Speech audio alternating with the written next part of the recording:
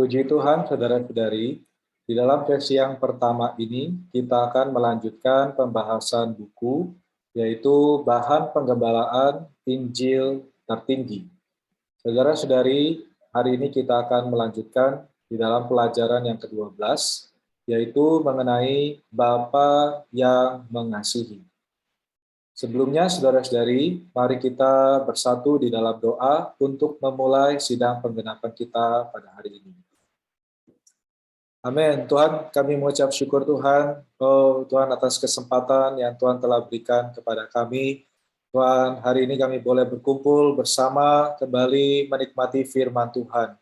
Tuhan, sekali lagi Tuhan, basuh kami dari segala kecemaran, basuh kami dari segala dosa-dosa Tuhan, sehingga firman Tuhan yang kami nikmati boleh menjadi terang, juga boleh menjadi hayat di dalam kami. Tuhan, kiranya juga firman ini boleh menggenapi kami, ketika kami berkontak dengan teman Injil kami boleh menyalurkan hayat Tuhan.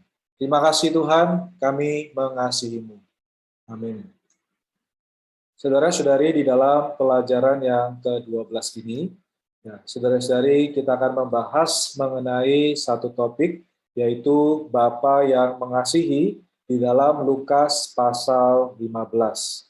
Tetapi sebelumnya, saudara-saudari, di dalam Lukas pasal 15 ini, kita tahu bahwa terdapat 3 perumpamaan yang Tuhan katakan kepada para murid. Saudara-saudari, perumpamaan yang pertama adalah mengenai gembala yang mencari 1 ekor domba yang hilang, meninggalkan 99 ekor, lalu pergi mencari 1 domba yang hilang.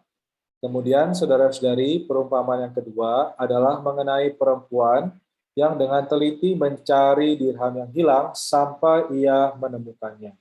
Kemudian, saudara-saudari, di dalam perumpamaan yang ketiga, kita melihat bagaimana seorang bapa yang mengasihi anaknya, bagaimana seorang bapa yang merindukan anaknya yang hilang. Saudara-saudari, di dalam ketiga perumpamaan ini, Alkitab mewahyukan kepada kita adanya pekerjaan Trinitas Ilahi, ketika mereka Trinitas Ilahi ini membawa orang-orang dosa kembali. Saudara-saudari, di dalam perumpamaan yang pertama, sang gembala mewahyukan atau menunjukkan kepada sang putra yang datang dalam keinsaniannya sebagai gembala untuk mencari orang dosa sebagai seekor domba yang hilang dan membawanya kembali ke rumah. Kemudian, saudara-saudari, di dalam perumpamaan yang kedua, saudari, ketika perempuan mencari dirham yang hilang, perempuan tersebut mewahyukan atau menyiratkan kepada sang roh itu yang mencari orang dosa dengan teliti sampai dia menemukannya kembali. Kemudian di dalam perumpamaan yang ketiga, sang Bapa mewahyukan kepada kita sebagai sang Allah Bapa yang menerima orang dosa yang bertobat dan kembali seperti seseorang yang menerima anaknya yang hilang. Pelajaran ke-12, Bapa yang mengasihi. Saudara-saudari, sebelum kita menggembalakan teman Injil kita menggunakan pelajaran yang ke-12, pelajaran yang ke-12 ini dasar Alkitabnya diambil dari Lukas pasal 15 ayat 20 sampai 24. Kita bisa membaca bersama teman Injil kita ayat-ayat tersebut. Untuk pada kesempatan kali ini saya akan membacakan untuk saudara-saudari. Lalu bangkitlah ia dan pergi kepada bapaknya. Ketika ia masih jauh, ayahnya telah melihatnya. Lalu tergeraklah hatinya oleh belas kasihan. Ayahnya berlari, mendapatkan dia, lalu merangkul dan mencium dia. Kata anak itu kepadanya, "Bapa, aku telah berdosa terhadap surga dan terhadap Bapa. Aku tidak layak lagi disebut anak Bapa." Tetapi ayah itu berkata kepada hamba-hambanya, "Bekaslah bawa kemari jubah yang terbaik, pakaikanlah itu kepadanya, dan kenakanlah cincin pada jarinya, dan sepatu pada kakinya. Ambillah anak lembu yang gemuk itu, sembelilah dan marilah kita makan dan bersukacita. Sebab anakku ini telah mati dan menjadi hidup kembali. Ia telah hilang dan didapat kembali. Lalu mulailah mereka bersukaria. Saudara-saudari, di dalam pelajaran yang ke-12 ini, ada 6 poin penting atau 6 poin besar yang bisa kita tekankan kepada teman Injil kita. Ketika kita mengembalakan teman Injil kita, saudari, kita harus memastikan mereka paham dan mengerti mengenai 6 poin besar atau 6 poin penting di dalam pelajaran yang ke-12 mengenai Bapa yang mengasihi. Poin yang pertama adalah manusia meninggalkan Allah dan menjauhi Allah. Lalu poin yang kedua adalah manusia kembali kepada Allah dan ingin bekerja bagi Allah. Kemudian poin yang ketiga, manusia tidak menyadari hati Allah. Poin yang keempat, Allah menerima manusia. Lalu poin yang kelima, Allah membenarkan manusia. Dan poin yang terakhir adalah Allah dan manusia bersukaria bersama. Saudara-saudari, di dalam poin yang pertama, manusia meninggalkan Allah dan menjauhi Allah, kita bisa memberitahu atau menjelaskan kepada teman Injil kita maksud dari perumpamaan di dalam Lukas pasal 15 ayat 11 sampai 24 ini. Di mana perumpamaan ini mengibaratkan hubungan antara manusia dan Allah dengan hubungan seorang anak dan bapaknya. Saudara-saudari, hal ini menunjukkan bahwa manusia berasal dari Allah, manusia dibuat oleh Allah, meskipun manusia tidak menerima hayat manusia hari ini berasal dari Allah. Jadi, dari aspek penciptaan, manusia adalah anak Allah. Dan di dalam poin ini kita bisa menekankan dan kita bisa mungkin doa baca kepada teman Injil kita bahwa manusia berasal dari Allah. Manusia dibuat oleh Allah, dan manusia adalah anak Allah. Amin.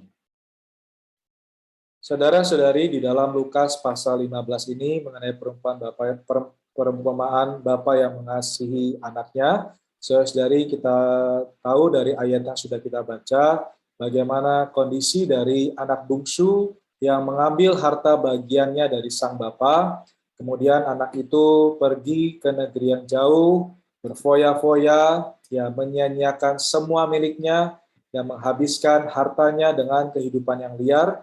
Kemudian ketika uangnya habis, ketika dia jatuh miskin, ya dia harus mencari nafkah dengan memberi makan babi. Saudara-saudari, kita juga perlu menekankan makna rohani dari kisah tersebut, di mana kisah tersebut memberitahu kita kondisi manusia yang meninggalkan Allah.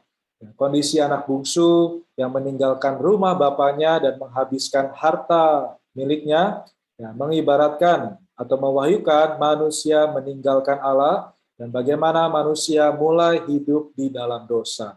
Ya, manusia ketika hidup di dalam dosa, mereka membuang semua yang ia miliki, ya, membuang waktunya, membuang dirinya, jatuh ke dalam dosa.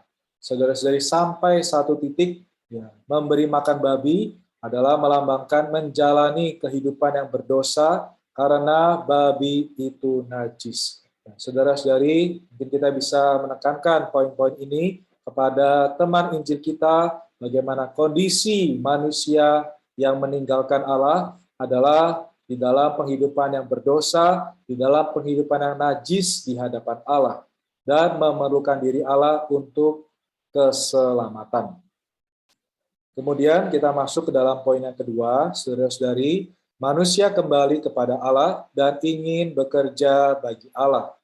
Di tengah kondisi anak bungsu itu yang sudah kehabisan hartanya, sudah tidak ada lagi harta sepeser pun di tangannya, saudara-saudari, dia jatuh miskin, dan di dalam keadaan yang miskin tersebut, anak bungsu itu sadar, ya, akan kekayaan bapaknya. Nah, dia mulai menyadari bahwa di rumah bapaknya penuh dengan kelimpahan kekayaan. Kemudian di tengah kondisi yang sudah terpuruk, di tengah kondisi anak bungsu itu yang sudah miskin, ya, di dalam hatinya dia memutuskan kembali kepada Bapa. Ya, kemudian saudara-saudari, anak bungsu itu juga teringat akan dosa-dosanya, bagaimana dia telah menghabiskan harta miliknya, bagaimana dia telah meninggalkan rumah bapaknya, dan menyia-nyiakan, berfoya-foya, hidup semau dia sendiri. Di saat kondisi tersebut, anak bungsu tersebut teringat akan dosa-dosanya, dan dia mulai merasa bahwa dia tidak layak menjadi anak bapaknya. Bahkan dia merasa bahwa dia lebih layak menjadi upahan bapa. Di tengah kondisi yang demikian, ya, sebelum dia berjumpa dengan sang bapa, anak tersebut sudah menyiapkan 4 kalimat apa yang harus dikatakan kepada bapaknya. Karena apa? Karena dia menyadari bahwa dirinya tidak layak, ya, dia menyiapkan kata-kata pertobatan kepada bapa. Ya, kalimat pertama adalah, aku telah berdosa terhadap surga. Aku telah berdosa terhadap Bapa, dan aku tidak layak lagi disebut anak Bapa. Dan keempat, jadikanlah aku sebagai salah seorang upahan Bapa. Saudara-saudari, kalimat ini juga menunjukkan menyatakan kepada kita, anak bungsu ini menyadari dosanya, dan kemudian ada suatu pertobatan, dan ada suatu doa yang dipanjatkan kepada Allah. Mulai mengakui dosa-dosanya satu persatu. Ya, saudara-saudari, mungkin kita juga bisa memimpin atau membimbing teman Injil kita juga mengakui dosa-dosanya di hadapan Allah. Amin. Kita bisa memimpin atau membimbing di dalam pimpinan Roh Kudus, ya, membimbing dia melihat bahwa kondisi manusia yang jauh dari Allah memerlukan doa pertobatan. Ya, saudara-saudari, makna rohaninya adalah ketika manusia di dalam dosa-dosa, yang hidup di dalam dosa, barulah biasanya manusia mengingat Allah, dan barulah manusia mengingat berkat Allah ketika ia sampai pada akhirnya. Ya, saudara-saudari, dikatakan sulit bagi beberapa orang untuk bangkit sampai mereka telah berbuat dosa sampai puncaknya.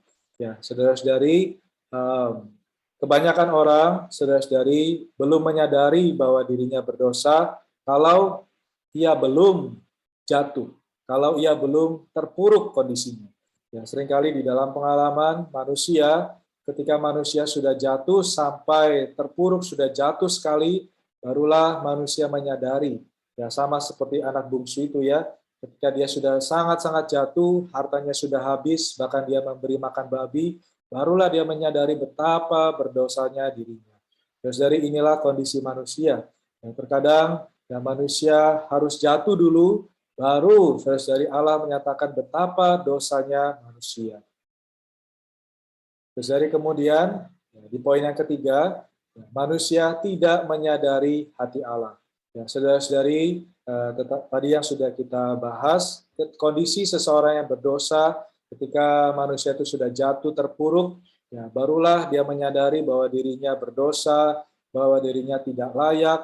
Ya, saudara-saudari, itulah kondisi manusia pada umumnya. Nah, kondisi pada umumnya adalah manusia akan bertobat di hadapan Allah dan merasa bahwa dirinya tidak layak bagi Allah, tidak layak bagi Tuhan. Tapi saudara-saudari, seringkali manusia tidak menyadari hati Allah. Sebagaimana anak bungsu tersebut, ya, dia sudah merasa, ya, dia sudah berpikir, wah, pasti bapaknya akan menghukum dia. Karena apa?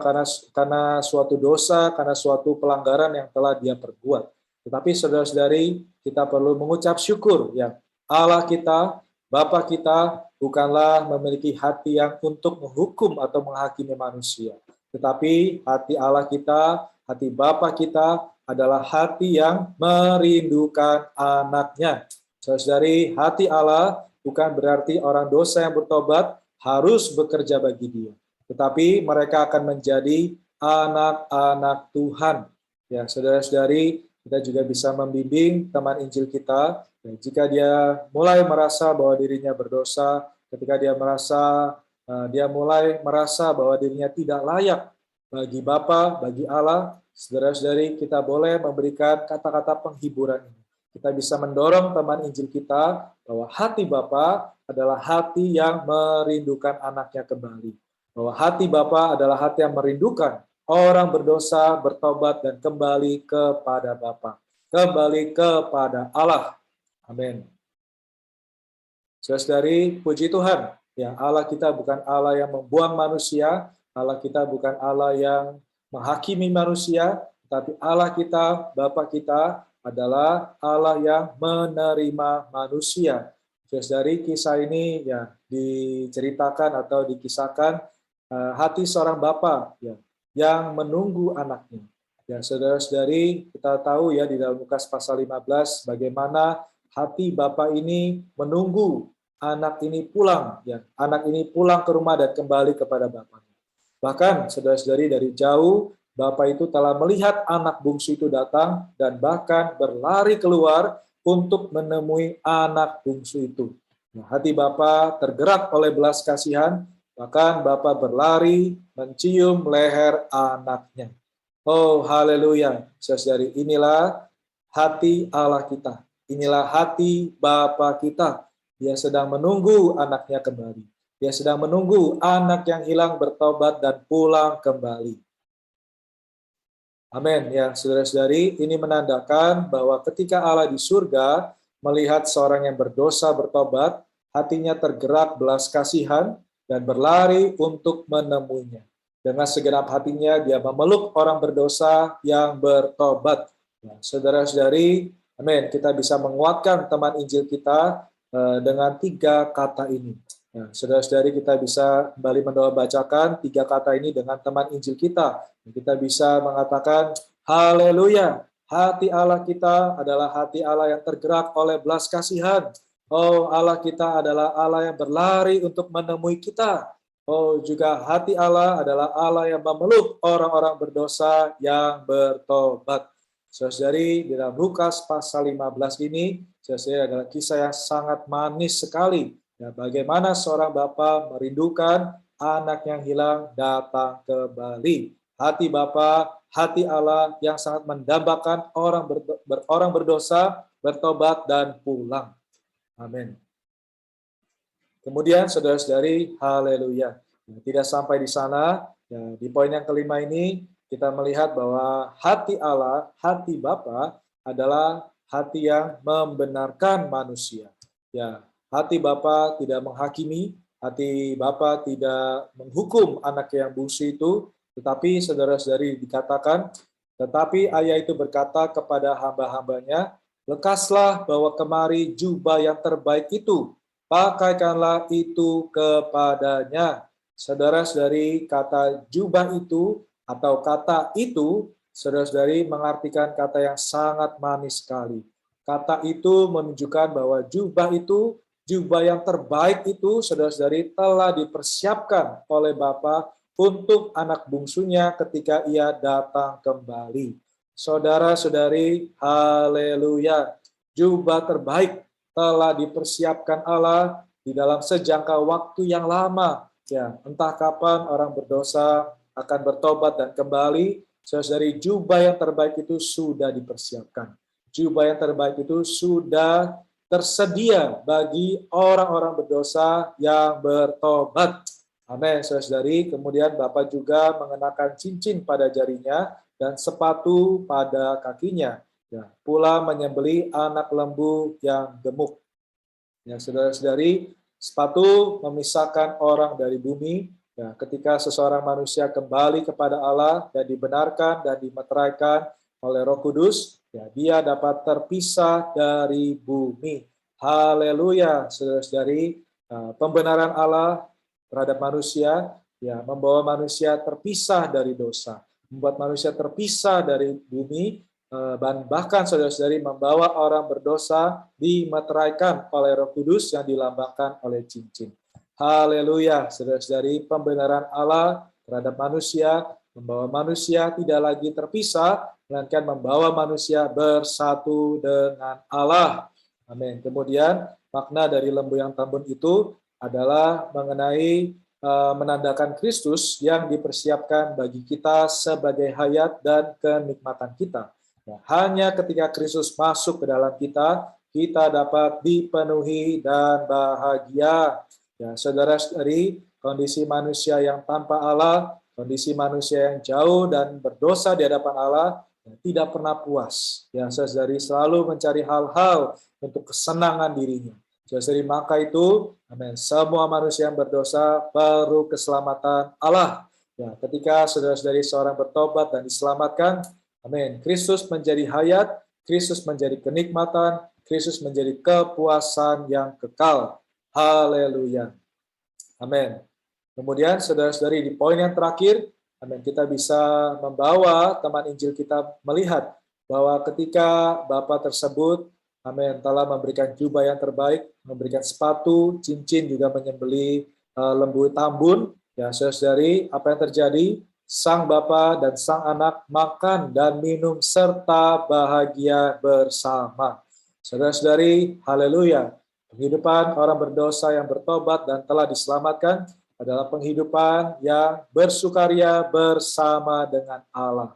Amin. Penghidupannya berubah menjadi penghidupan yang penuh dengan sukacita dan bahagia bersama dengan Allah. Amin. Ya, saudara-saudari, dikatakan hanya ketika orang berdosa berada di rumah bersama Allah, makan dan bersukaria, Allah pun bersukacita. Ketika orang berdosa kembali kepada Allah, dia diterima dan dibenarkan oleh Allah. Dengan kata lain, dia ditemukan dan dia hidup. Amin. Haleluya, saudara-saudari ya. Kita juga boleh menekankan poin yang di warna-warna kuning ini, saudara-saudari, bagaimana orang berdosa yang kembali kepada Allah. Haleluya. Allah tidak membuang, Allah tidak menghakimi, melainkan Allah menerima dan membenarkan orang tersebut.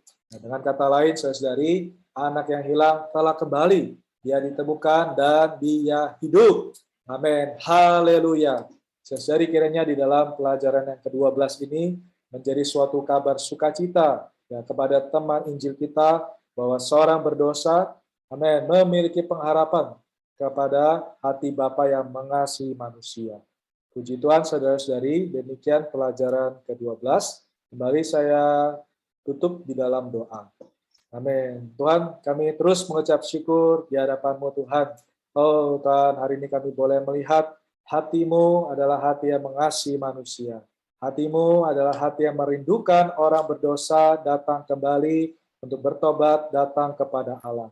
Oh Tuhan, kami mengucap syukur Tuhan, orang berdosa memiliki pengharapan.